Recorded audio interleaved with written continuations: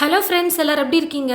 இன்றைக்கி நம்ம வீடியோவில் ரொம்பவே டேஸ்டியான ஒரு முறையில் பார்த்தீங்கன்னா நம்ம ஒரு ஸ்வீட் ரெசிபி பார்க்க போகிறோம். அதாவது மில்க் பவுடரை வச்சு ரொம்ப ஈஸியாக எல்லாருக்கும் ரொம்ப பிடிக்கக்கூடிய வகையில் பர்ஃபி ரெசிபி தான் நம்ம பார்க்க போகிறோம். ஒரு பவுல் எடுத்துக்கிட்டு இந்த பவுலில் 2 கப் அளவுக்கு நான் மில்க் பவுடர் சேர்த்துக்கிறேன்.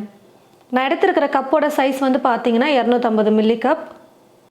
எல்லா பொருளையும் ஒரே கப்பில் அளந்து சேர்த்துக்கோங்க. இப்போ நான் இது கூட 1/2 கப் அளவுக்கு நெய் சேர்த்துக்க போகிறேன்.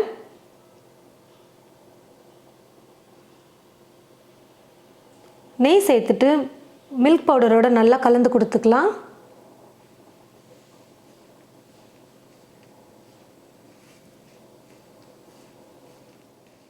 நெய்யோடு பார்த்தீங்கன்னா மில்க் பவுடரை நல்லா மிக்ஸ் பண்ணிட்டேன் பாருங்கள்.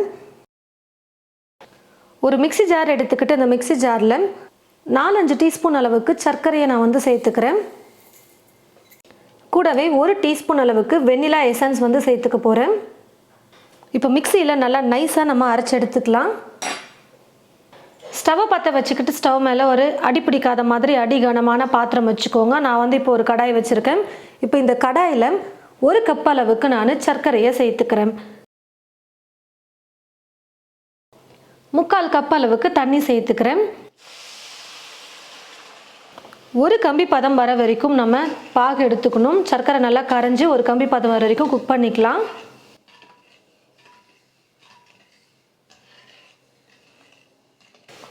இப்போ பார்த்தீங்கன்னா சர்க்கரை நல்லா கரைஞ்சி ஒரு கம்பி பதத்துக்கு வந்துருச்சு பாகு. சர்க்கரை பாகு இந்த மாதிரி தொட்டு பாருங்கள். நல்லா இந்த மாதிரி ஒரு கம்பி மாதிரி ஒரு லைன் வரணும். அந்த மாதிரி வந்துச்சுன்னா பாகு ஒரு கம்பி பதத்துக்கு வந்திருக்குன்னு அர்த்தம். இந்த மாதிரி ஒரு கம்பி பதத்துக்கு வந்ததுக்கப்புறமா ஸ்டவ்வை குறைச்சி வச்சுட்டு நம்ம ரெடி பண்ணி வச்சுருக்கிற இந்த மில்க் பவுடரை கொஞ்சம் கொஞ்சமாக சேர்த்து கலந்து கொடுத்துக்கலாம்.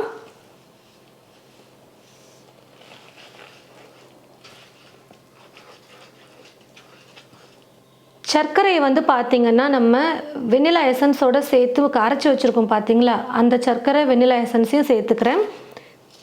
இது பார்த்தீங்கன்னா வெண்ணிலா சுகர் சேர்க்கறதுக்கு பதிலாக நம்ம இந்த மாதிரி ஆப்ஷனல் யூஸ் பண்ணுறோம். வீட்டில் வெண்ணிலா எசன்ஸ் இருந்ததுன்னா சர்க்கரை யூஸ் பண்ணி இந்த மாதிரி ட்ரை பண்ணுங்கள். நீங்கள் கடையிலேயே கூட வெண்ணிலா சுகர் வாங்கிக்கலாம், உங்களுக்கு ரெடிமேடாக கிடைக்குது. இப்போ எல்லாத்தையும் ஸ்டவ்வை லோ ஃப்ளேமில் வச்சுக்கிட்டே கொஞ்சம் கூட உருண்டைகள் இல்லாத மாதிரி நல்லா நைஸாக கலந்து கொடுத்துக்கலாம்.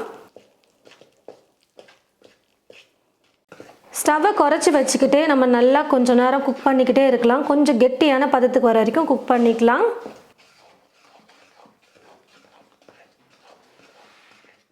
பாருங்கள் ஃப்ரெண்ட்ஸ், ஓரளவுக்கு கெட்டியான பதத்துக்கு வந்திருக்கு. நீங்கள் கையில் கொஞ்சமாக எடுத்து நீங்கள் உருட்டி பாருங்கள். கையில் நல்லா உருட்டுற பதத்துக்கு வருதான்னு சொல்லிட்டு அப்போ பீஸ் போட கரெக்டாக இருக்கும். அது வரைக்கும் நீங்கள் குக் பண்ணிக்கோங்க. பாருங்கள், இப்போ நல்லா கொஞ்சம் கெட்டியாகவே உருட்டுற பதத்துக்கு வந்துருச்சு. இந்த மாதிரி நல்லா ஒட்டாமல் பால் மாதிரி உருட்டுற பதத்துக்கு வரணும். இப்போ இது சரியான பதத்துக்கு இருக்குது. இப்போ நான் ஸ்டவ் ஆஃப் பண்ணிவிட்டு இது ஒரு ட்ரேக்கு மாற்றிக்கிறேன். இந்த மாதிரி ஒரு ட்ரே எடுத்துக்கிட்டு இந்த ட்ரேயில் கொஞ்சம் லைட்டாக எண்ணெயை இப்படி ஸ்ப்ரெட் பண்ணி விட்டுட்டு இதுக்கு மேலே ஒரு பட்டர் ஷீட்டை நான் சேர்த்துக்கிறேன். ஒட்டாமல் இருக்கும், ஈஸியாக எடுக்கலாம். அதுக்காக பட்டர் ஷீட் நான் சேர்த்துக்கிறேன். இந்த மாதிரி ரிப்பன் ஷேப்பில் நமக்கு விழணும். இதுதான் கரெக்டான கன்சிஸ்டன்சி. ரொம்ப தண்ணியாகவும் இருக்கக்கூடாது, ரொம்ப கெட்டியாகவும் இருக்கக்கூடாது. பீஸ் போடுறதுக்கு இந்த கன்சிஸ்டன்சி கரெக்டாக இருக்கும்.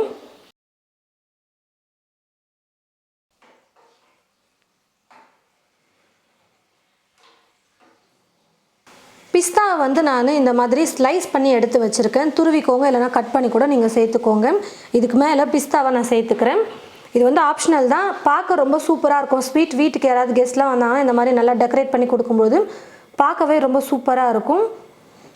நல்லா சூடு ஆறிட்டு கொஞ்சம் கெட்டியான கன்சிஸ்டன்சிக்கு வந்ததுக்கு அப்புறமா தான் நம்ம பீஸ் போட முடியும். இப்போ அப்படியே எடுத்து வச்சிடலாம். ஒரு 2-3 மணி நேரத்துக்கு நல்லா சூடு ஆறட்டும், அதுக்கப்புறம் பீஸ் போட்டுக்கலாம். பாருங்கள் ஃப்ரெண்ட்ஸ், நல்லா சூடு ஆறிட்டு வந்துருச்சு. நல்லா ஒரு 2-3 மணி நேரம் விட்டுட்டிங்கன்னா நல்லா சூடு ஆறிட்டு நல்லா கெட்டியான பதத்துக்கு வந்துடும். பீஸ் போடுறதுக்கு கரெக்டாக இருக்கும். சைடில் ஓரங்களில் மட்டும் நீங்கள் கத்தி வச்சு கொஞ்சம் லைட்டாக எடுத்து விட்டுட்டு அப்புறம் நீங்கள் ஒரு பிளேட்டில் கவுத்தி போட்டிங்கன்னா போதும். ஈஸியாக தனியாக விழுந்துடும். ஏன்னா நம்ம பட்டர் ஷீட் போட்டிருக்கிறதுனால நம்ம போட்டிருக்கிற ட்ரேயில் ஒட்டாமல் அழகாக வந்துடும். போட்டிருக்கிற பட்டர் ஷீட்டை எடுத்துகிட்டு நமக்கு தேவையான மாதிரி கட் பண்ணி பீசஸ் போட்டு எடுத்து வச்சுக்கலாம். ரொம்பவே டேஸ்டியாக நம்ம பார்த்திங்கன்னா மில்க் பவுடரை வச்சு வெண்ணிலா ஐஸ்கிரீம் பர்ஃபி பண்ணியிருக்கோம். பாருங்கள் ஃப்ரெண்ட்ஸ், ரொம்பவே டேஸ்டியாக நம்ம மில்க் பவுடரை வச்சு சூப்பராக ஒரு பர்ஃபி ரெசிபி வந்து ரெடி பண்ணியிருக்கோம். கண்டிப்பாக இந்த ஸ்வீட் உங்களுக்கு ரொம்பவே பிடிச்சிருக்கும்னு நினைக்கிறேன். நீங்கள் உங்களுடைய வீட்டில் இதே மாதிரி செஞ்சு பாருங்கள். செஞ்சு பார்த்துட்டு எப்படி இருக்குன்னு சொல்லிட்டு மறக்காமல் கமெண்ட் பாக்ஸில் வந்து கமெண்ட் பண்ணுங்கள். இந்த வீடியோவை மற்றவங்களுக்கும் ஷேர் பண்ணுங்கள். இது போல் நிறைய ரெசிபிஸ் பார்க்க தமிழ் ஃபுட் மசாலா சேனலை மறக்காமல் சப்ஸ்கிரைப் பண்ணிக்கோங்க. கூடவே பக்கத்தில் இருக்கிற பெல் ஐக்கானை கிளிக் பண்ண மறந்துடாதீங்க. தேங்க்யூ.